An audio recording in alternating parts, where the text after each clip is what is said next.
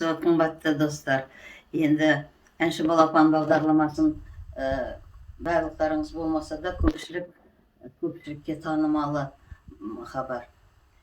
1990 жылы шыққан дүниеге келген хабар, ол ең бірінші Қазақстанда басталған байқау республикалық деңгейінде. Енді 33 жыл өтіп кетті. Әнші балапан 33-ке келіп, біз осы 33 жылдықты тойлайық деп, сондай мақсатпен үлкен бір фестиваль дейміз бе, соны дайындап жатырмыз.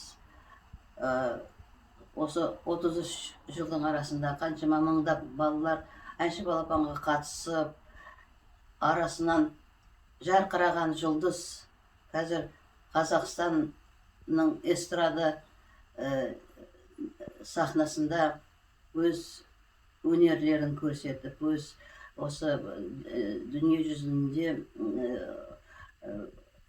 әндетіп, өз нелерін көрсетіп, сол енді осы фестивальге қатысамыз десеңдер, ол 31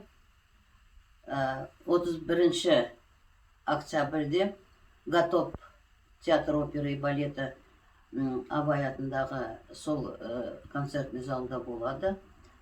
Келіңіз, сізді шақырамыз.